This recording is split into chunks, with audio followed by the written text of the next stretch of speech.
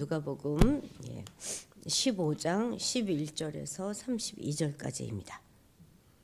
15장 11절에서부터 32절까지 함께 읽겠습니다. 또 이르시되 어떤 사람에게 두 아들이 있는데 그 둘째가 아버지에게 말하되 아버지여 재산 중에서 내게 돌아올 분깃을 내게 주소서 하는지라. 아버지가 그 살림을 각각 나눠 주었더니 그 후 며칠이 안 되어 둘째 아들이 재물을 다 모아가지고 먼 나라에 가 거기서 허랑방탕하여 그 재산을 낭비하더니 다 없앤 후 그 나라에 크게 흉년이 들어 그가 비로소 궁핍한지라. 가서 그 나라 백성 중 한 사람에게 붙어 사니 그가 그를 들러보내어 돼지를 찌게 하였는데 그가 돼지 먹는 쥐염 열매로 배를 채우고자 하되 주는 이가 없는지라. 이에 스스로 돌이켜 이르되 내 아버지에게는 양식이 풍족한 품꾼이 얼마나 많은가. 나는 여기서 주려 죽는구나. 내가 일어나 아버지께 가서 이르기를 아버지 내가 하늘과 아버지께 죄를 지었사오니 지금부터는 아버지의 아들이라 일컬음을 감당하지 못하겠나이다. 나를 품꾼의 하나로 보소서 하리라 하고 이에 일어나서 아버지께로 돌아가니라. 아직도 거리가 먼데 아버지가 그를 보고 측은히 여겨 달려가 목을 안고 입을 맞추니 아들이 이르되 아버지 내가 하늘과 아버지께 죄를 지었사오니 지금부터는 아버지의 아들이라 일컬음을 감당하지 못하겠나이다 하나 아버지는 종들에게 이르되 제일 좋은 옷을 내어다가 입히고 손에 가락지를 끼우고 발에 신을 신기라. 그리고 살찐 송아지를 끌어다가 잡으라. 우리가 먹고 즐기자. 이 내 아들은 죽었다가 다시 살아났으며 내가 잃었다가 다시 얻었노라 하니 그들이 즐거워하더라. 맏아들은 밭에 있다가 돌아와 집에 가까이 왔을 때에 풍악과 춤추는 소리를 듣고 한 종을 불러 이 무슨 일인가 물은데 대답하되 당신의 동생이 돌아왔음에 당신의 아버지가 건강한 그를 다짐하다드리게 됨으로 인하여 살찐 송아지를 잡았나이다 하니 그가 노하여 들어가고자 하지 아니하거늘 아버지가 나와서 권한대 아버지께서 대답하여 이르되 내가 여러 해 아버지를 섬겨 명을 어김이 없거늘 내게는 염소 새끼라도 주어 나와 내 벗으로 즐기게 하신 일이 없더니 아버지의 살림을 창녀들과 함께 삼켜버린 이 아들이 돌아오매 이를 위하여 살찐 송아지를 잡으셨나이다. 아버지가 이르되 예 너는 항상 나와 함께 있으니 내 것이다 내 것이로되 이 내 동생은 죽었다가 살아났으며 내가 잃었다가 얻었기로 우리가 즐거워하고 기뻐하는 것이 마땅하니라 하니라. 아멘.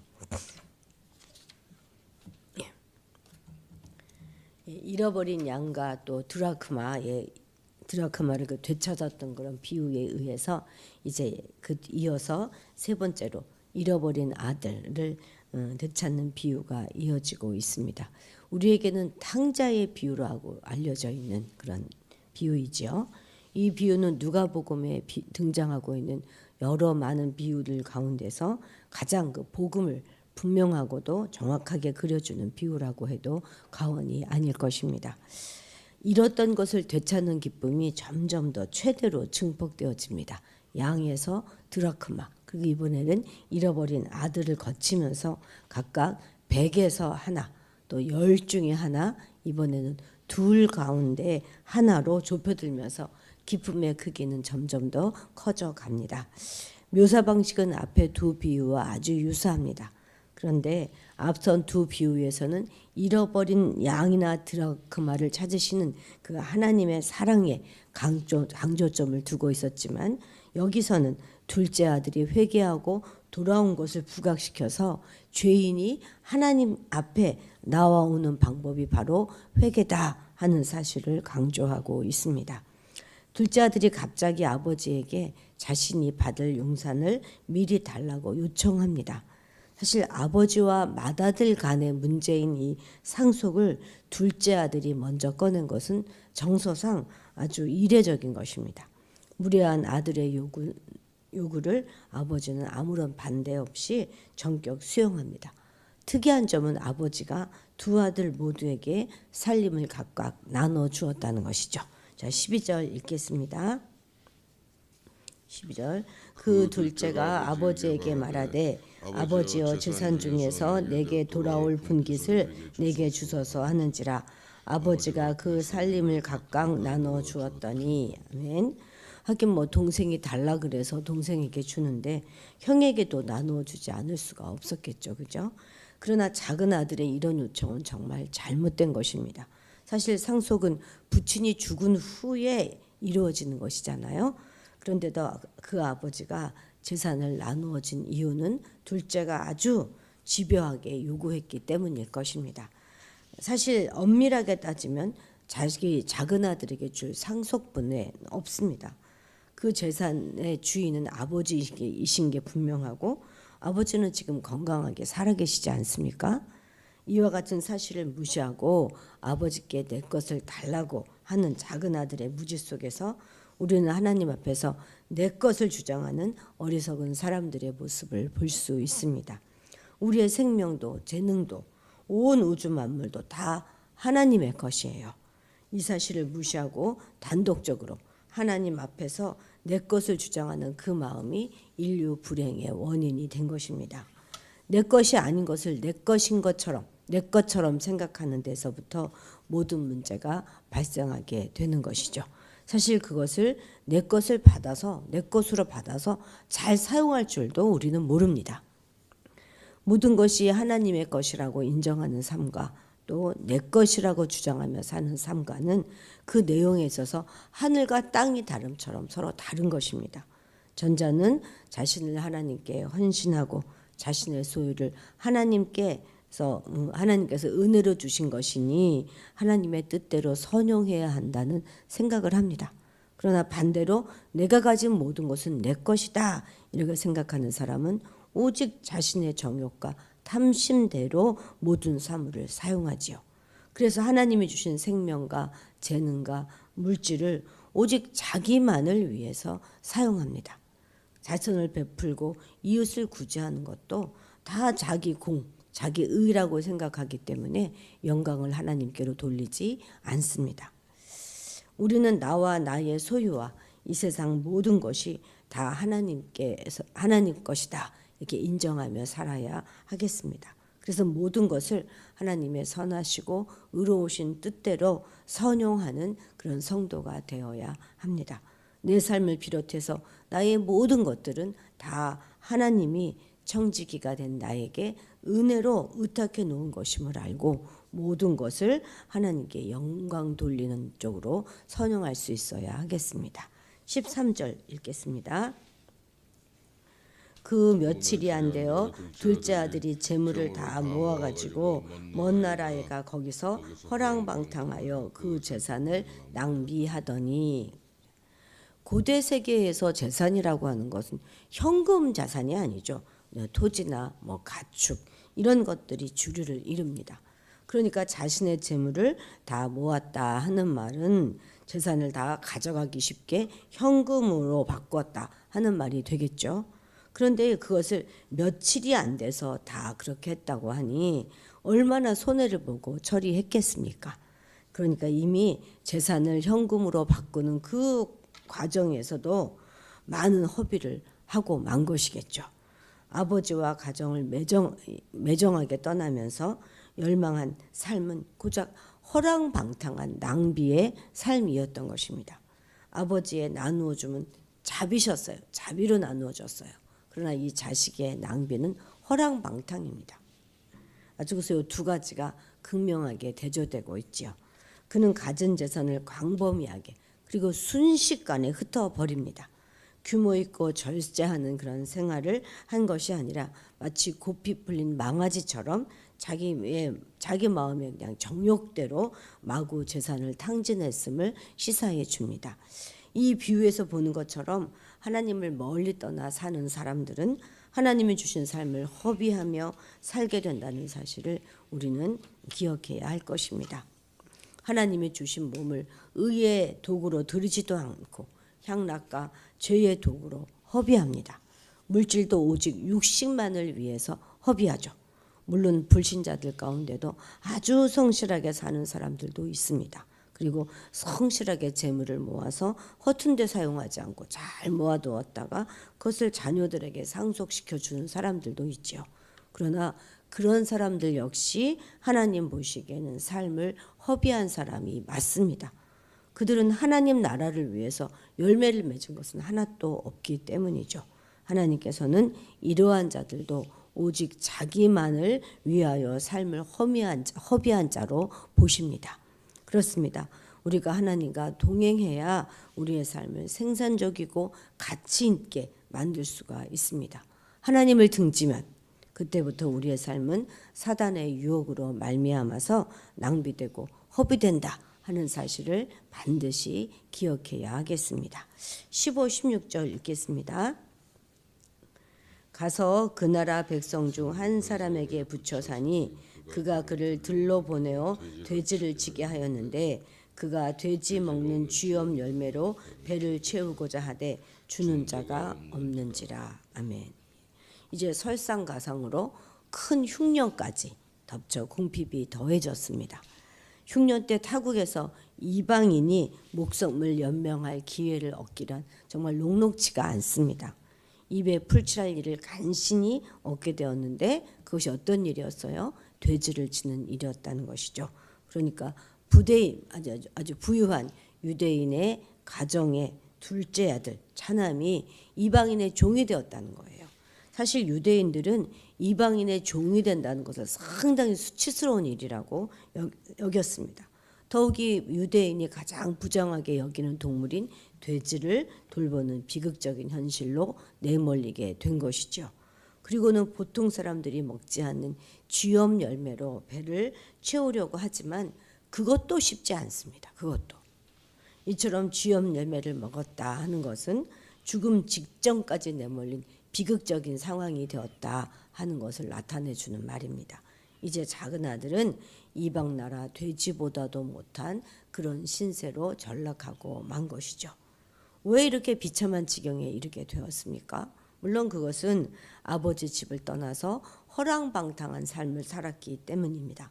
그러나 그거보다 더 중요한 건 뭐냐면 얼른 아버지께로 돌아가야 했는데 그냥 그 흉년이 든 나라에서 머물기로 고집을 피고 있었기 때문이라는 것이죠.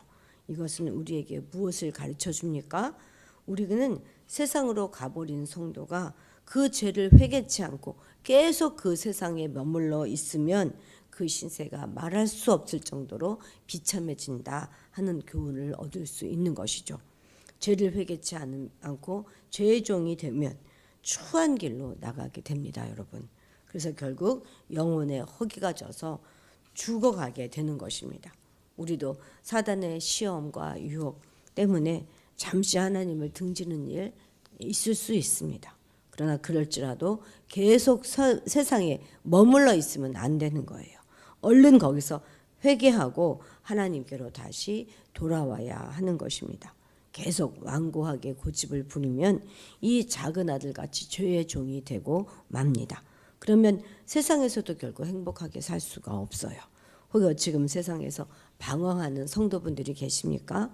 세상에 대한 모든 고집과 미련을 버리고 어서 하나님께로 돌아오시기를 바랍니다. 자, 17절 같이 읽어볼까요? 이에 스스로 돌이켜 이르되 내 아버지에게는 양식이 풍성한 품꾼이 얼마나 많은가 나는 여기서 주려 죽는구나. 16절에서부터 19절까지는요. 이제 드디어 작은 아들이 회개하는 모습입니다. 이 작은 아들의 회개하는 모습 속에서 진정한 회개의 모범을 우리는 발견하게 되는데요. 그것을 한번 찾아보려고 합니다. 첫째는 그는 자신의 처지를 깨닫게 되었습니다. 자신의 지금 사랑도 정의도 없는 세계에서 살고 있고 그리고 지금은 자신은 죽어가는 그런 존재라는 사실을 객관적으로 보게 되었습니다. 영적인 위기 속에 있는 자신의 처지를 정확하게 간파하는 사람이 진정한 그 회개의 길로 갈 수 있지 않겠습니까? 예, 둘째는 이 작은 아들은 스스로 돌이켰다는 거예요. 스스로. 회개하고 싶지 않은데 타인의 강요 때문에 또는 체면 때문에 억지로 하는 회개는 하나님께 상달되지 않습니다. 하나님은 스스로 자신의 죄를 고백하고 자발적으로 회개하는 자들을 기뻐하십니다. 셋째 아들은 또 셋째 작은 아들은 자신의 의지를 동반한 회개를 했다는 것입니다. 18절에도 보면 내가 일어나 아버지께로 가서라고 했고 또 그리고 실제적으로 아버지께로 돌아갔습니다. 진정한 회개는 감정으로만 하는 것이 아니에요. 실천적인 의지가 반드시 동반될 때 그것이 참 회개가 되는 것입니다. 이뿐 아니죠. 넷째가 있는데요. 이 작은 아들은 자신의 죄를 낱낱이 자복합니다. 18절에도 그렇고 21절에도 그렇죠. 이게 자신이 행한 죄를 낱낱이 숨김없이 하나님께 자복하는 것이 바로 그런 회개가 참된 회개인 것이죠.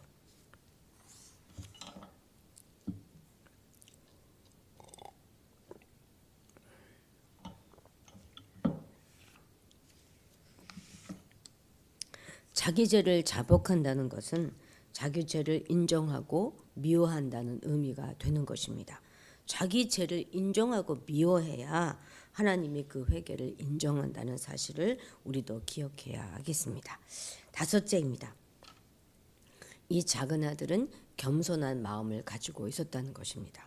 아버지께 뭐라고 합니까? 자기를 품꾼으로 여겨달라 이렇게 말합니다. 자기는 아버지의 아들이 될 자격이 없다는 거 아니겠습니까? 품꾼은 오늘날로 말하면 일용직 근로자를 말하는 거예요. 언제든지 해고될 수 있고 아무런 특권이나 보장도 받지 못합니다. 그런데 작은 아들은 아버지 앞에서 자신을 품꾼으로 여겼다는 거예요. 아주 겸손한 마음으로 아버지의 은혜만을 바랐던 것입니다. 한 가지 더 있어요. 이게 마지막인데요. 그는 아버지의 집에서 일하기로 결심했습니다. 나를 품꾼의 하나로 보십시오 라는 19절의 말씀은 자신을 낮추는 동시에 이제 새 사람이 되어서 아버지의 집에서 충성하겠다 하는 의지의 표명인 것입니다. 만약 죄만 회개하고 하나님의 교회에서 충성하지 않는다면 그것은 결코 참된 회개라 할 수 없을 것입니다. 지금 살펴본 바와 같이 둘째 아들의 스스로 자신의 처지와 죄를 깨닫고 의지적으로 하나님께 돌아가고 죄를 자복하고 겸손히 하나님께 충성하는 것이 참되고 진실한 회개라는 것을 우리가 기억하고 이것을 회개의 본으로 삼아야 하겠습니다. 31, 32절 읽겠습니다. 아버지가 이르되 너는 항상 나와 함께 있으니 내 것이 다 내 것이로되 이 내 동생은 죽었다가 살아났으며 내가 잃었다가 얻었기로 우리가 즐거워하고 기뻐하는 것이 마땅하다 하니라. 아멘. 아버지가 큰아들에게 내 것이다 내 것이다 하신 말씀은 하나님이 이스라엘 민족에게 주신 종교적 특권을 가리킵니다. 이스라엘은 수천 년 동안 하나님의 선민이 되어서 하나님과 교제를 누리며 살아오는 그런 특권을 누렸습니다. 그들에게 거룩한 율법도 주셨고요. 그리스도를 그들 가운데 나게 하신 그런 특권은 그들로 하나님의 제사장 나라가 되어서 죄인, 이방 죄인들을 하나님께로 돌아오게 하는 그런 의무를 시행토록 하기 위함이었습니다. 그럼에도 이스라엘의 종교 지도자들은 이 특권과 의무에 최선을 다하지 않았어요. 아니, 안 한 정도가 아니라 아예 그냥 외면해 버렸습니다. 심지어 이방인들에게 하나님과 율법을 전해야 했음에도 불구하고 이방인하고는 같이 앉아서 식사를 먹지도 않았다는 거 아니겠습니까? 여러분, 우리에게도 하나님께서 큰 특권과 의무를 주셨습니다. 우리가 죄인들을 위해서 기도하면 그 기도를 들어주시겠다고 약속해 주셨잖아요. 또 사단의 권세를 파하는 그런 특권도 우리에게 주셨습니다.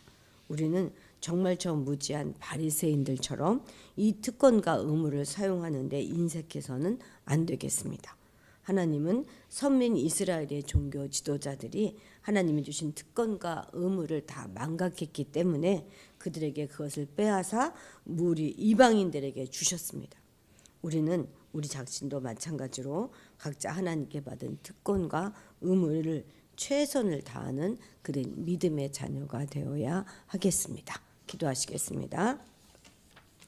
하나님 아버지, 우리가 바로 철없는 작은 아들들입니다. 무엇이든 마음대로 하고 싶고 호기 있게 살아보고 싶은 허영이 가득한 그런 자들입니다. 또한 우리가 바로 큰아들입니다. 다른 사람에게 베풀지 못하고 인색하며 늘 비교하고 더 갖지 못함을 억울해하는 저희들입니다. 하나님 우리에게 아버지의 마음을 깊이 있게 공감할 수 있는 믿음을 주셔서 아버지의 마음으로 이웃을 바라보게 하시고 주어진 특권과 의무를 성실히 감당하는 자들이 되게 도와주옵소서. 감사드리며 예수님의 이름으로 기도드렸습니다. 아멘. 아멘. 오늘은 세계 평화를 위하여 기도하는 날입니다. 세계 평화를 위하여 기도하시면서 우리나라를 위해서도 꼭 기도해 주시기 바랍니다. 또 교회의 부흥을 위해서 이제 임직식이 정말 얼마 안 남았죠. 그 임직식 준비하는 모든 과정과 그 임직식을 통하여 더욱 우리에게 풍성한 잔치가 될 수 있기를 위해서 기도해 주시고 고3 학생들을 위해서도 기도해 주십시오. 그리고 박소정, 김우원 이 두 모자지간인데요. 전도 대상자입니다. 함께 기도해 주시고 가정의 복음화와 그리고 오늘 또 수요 예배 있습니다. 수요 예배를 위하여 기도해 주시고 지금 출타 중이신 우리 윤권사님, 이영기 목사님 즐거운 시간 보내시고 돌아오실 수 있기를 위해서도 기도해 주시기 바랍니다. 다 같이 주님의 이름 크게 부르고